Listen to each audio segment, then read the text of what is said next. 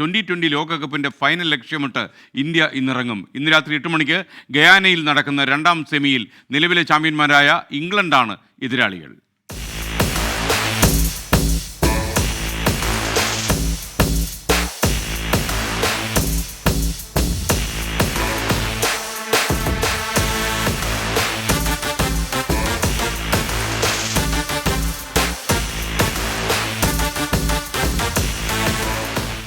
ഫൈനലിനെ വെല്ലുന്നൊരു super semi.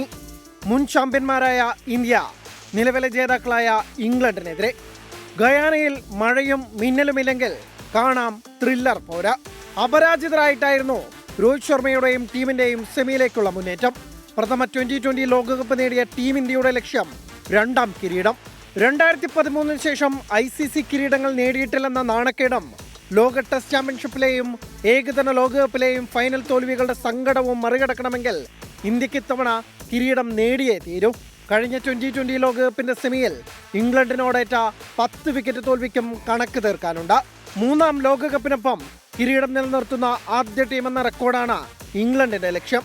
Group റൗണ്ടിലും super 8ലും പതറിയെങ്കിലും ഇംഗ്ലീഷുകാരെ എഴുതിത്തള്ളാനാവില്ല. കാരണം മാച്ച് വിന്നർമാർ ഏറെയുണ്ട് ഇംഗ്ലണ്ട് ടീമിൽ. നേർക്കുനേർക്കണക്കിൽ ഒപ്പത്തിനൊപ്പമാണ് ഇംഗ്ലണ്ടും ഇന്ത്യയും. 4 മത്സരങ്ങളിൽ 2 വീതം ജയം. ഗയാനയിലെ മത്സരത്തിന് മഴയുടെയും ഇടിമിന്നലിന്റെയും ഭീഷണിയുണ്ട്.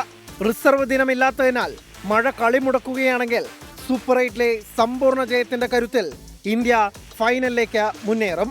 Sports desk 24.